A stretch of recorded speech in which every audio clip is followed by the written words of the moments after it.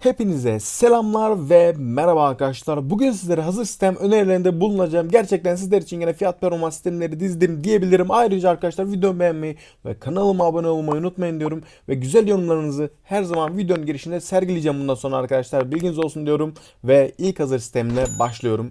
Evet, ilk sistemimiz incehesap.com'dan arkadaşlar. Zone API olarak geçiyor sistemin adı. Ryzen 5 5600G var içerisinde. 16 GB RAM var arkadaşlar. DDR4 512 GB SSD'si var. 9999 TL arkadaşlar. 10.000 lira değil. Dikkat edin bakın. 9999 TL. Düzeltiyorum. Şurada bir fiyat farkı var. Bakın arkadaşlar. Şurada yazanı görüyor musunuz? Ben bunu niye fark etmedim? Yani burada bir yanlışlık var bence. Ya da dediğim gibi burada bir sıkıntı var arkadaşlar. Bunu bir araştırmak lazım. Şurada 3200G yazıyor fakat burada 5600G yazıyor. Büyük ihtimal burada yazandır ya. İndirimler falandır. Bunu bir müşteri hizmetlerine sormak lazım arkadaşlar ekstra olarak. Yani aralarında bir 500 lira oynayan fazla da dediğim gibi sormak lazım yani araştırmak lazım. Evet arkadaşlar bunun içerisinde GB'ın A520M modelli anakartı var. RAM olarak da bunun ismi nasıl okuluyor ya? XPG diyelim biz arkadaşlar. XPG bir RAM var içerisinde. 3200 MHz dediğim gibi. SSD'si de arkadaşlar Hikvision arkadaşlar. Okuma hızı 560 yani çok da iyi bir SSD değil aslında. Hani biraz daha buradan yükseltebilirsiniz. Yani şuraya 100-200 lira daha fazla daha güzel bir SSD alabilirsiniz arkadaşlar. Öyle söyleyeyim sizlere. Ayrıca 71 adet yorumum var. 71 adet yorumunda %79'u iyi, %14'ü normal iyi. O en başta 79 olan çok iyi arkadaşlar. Diğeri iyi. Bir tane orta var. Bir tane kötü var, bir tane de çok kötü var. Çok kötü olan büyük ihtimalle kargodan dolayı falandır. Genel olarak çok iyi puan almış bir sistem öyle söyleyeyim. Neyse arkadaşlar bir sonraki hazır sistemime geçiyorum. Evet arkadaşlar sıradaki hazır sistemimiz utopia.com'dan. Şimdi benim burayı tercih etmemin en büyük sebebi buranın bir mağazası var arkadaşlar. Bunu gidip mağazadan satın alabiliyorsunuz bildiğim kadarıyla. Yani öne göre adam İstanbul'da yaşıyordur. İstanbul'da Utopia'nın mağazası var. İstanbul'a gidip Ütopya'dan mağazadan bunu teslim alabiliyor. Hani şeyciler oluyor arkadaşlar. İnternetten ben sipariş vermem. Öyle gelir, böyle gelir, şöyle gelir diyen arkadaşlar oluyor. Onlar için birebir bu sistem gider yani öyle söyleyeyim. İçerisinde şöyle bir şey var. İşlemci var. Bu arada sisteme bakıyorum arkadaşlar karıştırdım mı diye.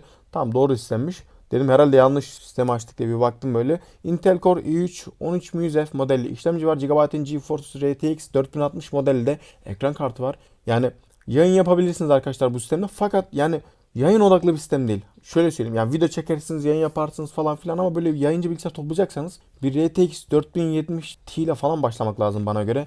Veya direkt 4070 ile başlamak lazım. Veya 4060'ın 16 GB modelleri var. Onlarla başlamak lazım. Yani hani bir GB'ın boyutunu yükseltmek lazım. 8 GB ekran kartı belli benim için yeterli değil. Öyle söyleyeyim. Onun haricinde farklı bir tavsiyemiz var mı bu sistem için? Yok arkadaşlar. Zaten Intel işlemci kullanılmış. Premium bir işlemci arkadaşlar Intel'i biliyorsunuz. Yani biraz da fiyatları tuzlu eski oranla. Evet ekran kartı olarak da Gigabyte'ın bu modeli kullanılmış. Çift fanlı arkadaşlar. Burada 3 tane fanlı olanı da var. Fakat 6.000 lira fark ödüyorsun. Buna hiç değmez yani bence. Neyse farklı bir tavsiyem yok bu sistemle ilgili. Bir sonraki sisteme geçiyorum. Sıradaki sistemimizde vatan bilgisayarı. Arkadaşlar şimdi yani ben kendim tercih ederim veya etmem vatan bilgisayarı. O benim kendi tercihim ama yani bu vatan bilgisayarı isteyen arkadaşlar da var. Hani mağazası var abi gidip oradan alayım. Hani evimizin yanında mağazası var. Orada mağazası var. Şurada mağazası var. Gerçekten yani 81 ilde yayılmış bir şirket. Vatan bilgisayar.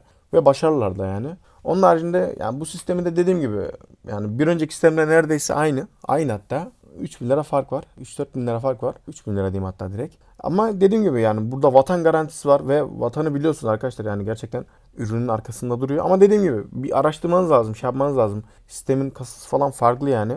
İlla farklı olan şeyler de vardır. Yani mesela anakartı farklı galiba arkadaşlar. Anakartı bir üst model. İşte ekran kartı Zotac mesela.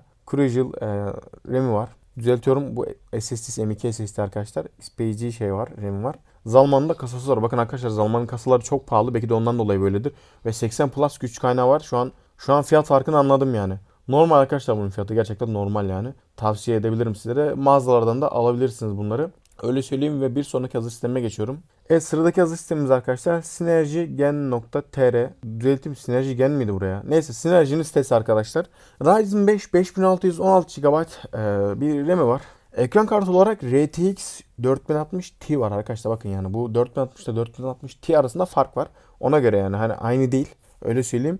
8 GB bir belleği var ekran kartının arkadaşlar. Yani dediğim gibi bunlar direkt oyuna yönelik. Hani oyun oynayacaksanız işte ödev yapacağım, onu yapacağım, bunu yapacağım falan filan bilgisayarları bunlar. Hani yayıncı için bir bilgisayar istiyorsanız benden arkadaşlar hani farklı bir sistem öneririm ben sizlere. Yani kendime göre bir toplama öneririm. Veya gene bir hazır sistem bakarım ama genelde toplama olur arkadaşlar. Hazır sistemler değil de yayıncı bilgisayarlarda genelde toplama olur. Tabii ki de öyle toplamalar var ki acayip fiyatları var ama yani. Mesela geçen bir sistem topladık. 118 bin TL'ye falan denk geliyordu. Hani onu şunu bunu ekle 130 bin lira yap. Git A kalite ürün ekle 130 yap, 140 yap, 150 yap hatta yani. Ama bizim sistemin aynısı arkadaşlar, aynısı ya.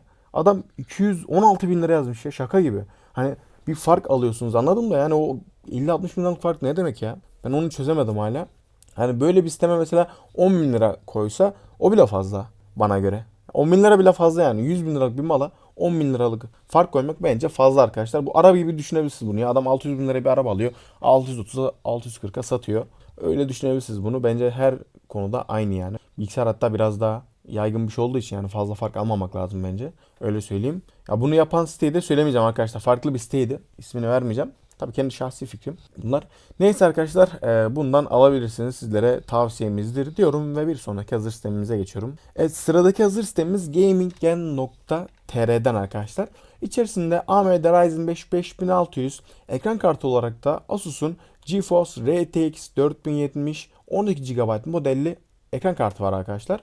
16 GB de RAM'i var. 500 GB M2 SSD'si var. 30.699 TL arkadaşlar fiyatı. Şu anda stoğu aynen var gözüküyor. Onun haricinde içerisindeki SSD'nin arkadaşlar 3500 okuma, 3000 de yazma hızı var. Gerçekten çok iyi. M2 SSD'si bayağı iyi.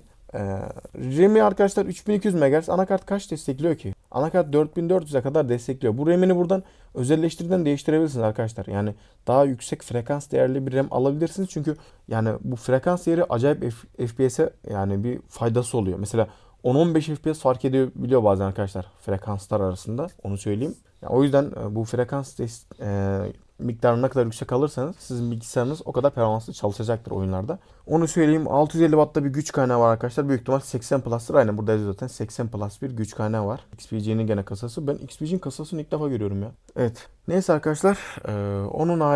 Onun haricinde farklı bir tavsiyemiz. Bir tane değerlendirmesi varmış. İşlemci biraz darboğaz yapıyor bazı oyunlarda. Ancak onun dışında hiçbir problemini görmedim. Kablolar yerli yerinde. Sistem elime güvenli bir şekilde ulaştı. Arkadaşlar yani bu işlemci buna darboğaz yapıyorsa bunu zaten eklemezlerdi.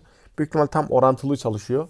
Arkadaş darboğaz yazmış ama dediğim gibi yani bunlar oyun oynayacaksınız arkadaşlar. Yani yayın istiyorsanız ben size farklı bir şey önereceğim. Dediğim gibi işlemcini biraz daha güçlü önereceğim yani. Öyle söyleyeyim. Neyse arkadaşlar bir sonraki sistemimize geçiyorum. Evet arkadaşlar sıradaki sistemimiz teknobiyotik.com'dan. Burayı da tercih etmeyelim. Yani tercih etmemezlik olmazdı. Teknobiyotik gerçekten çok kaliteli bir site. AMD Ryzen 5 5600 RTX 4070 12 GB 16 GB RAM 500 GB SSD arkadaşlar 32.281 TL gibi bir de fiyatı var.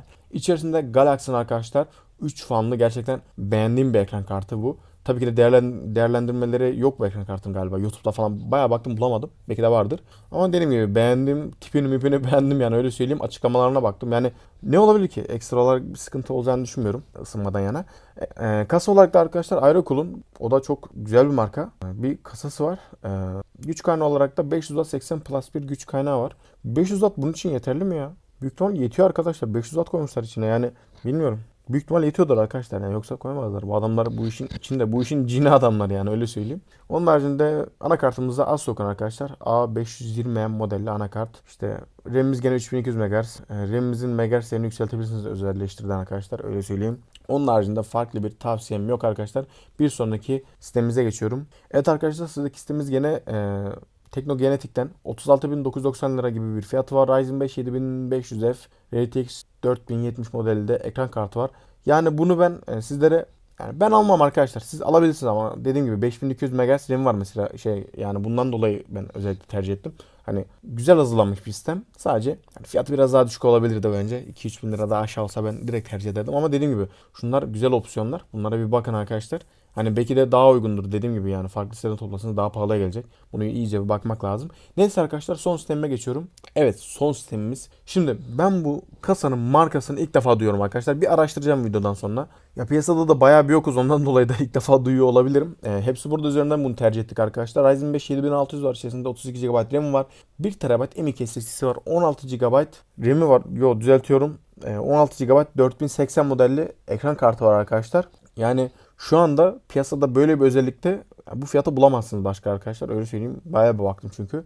Hani bir bakmak lazım. Bilmiyorum fazla bu markayı. Dediğim gibi bilsem size derdim yani şöyle şöyle alın falan filan diye ama yani güzel bir sisteme benziyor. Öyle söyleyeyim. Yani tüm özelliklerine de baktık. Bir araştırdık böyle. Kendi göz ucumuzla böyle şöyle bir baktık ettik yani öyle söyleyeyim. Burada da detaylı bilgileri yazıyor arkadaşlar. FreeDOS olarak geliyor. Biliyorsunuz arkadaşlar yani çoğu hazır sistem FreeDOS olarak gelir. Windows sizin yüklemeniz gerekiyor çoğu zaman. Hani bunu bilin. Hani bir bilgisayarca götürmeniz gerekebilir yani ekstra evde bir bilgisayarınız ve flash belleğiniz yoksa. Öyle söyleyeyim.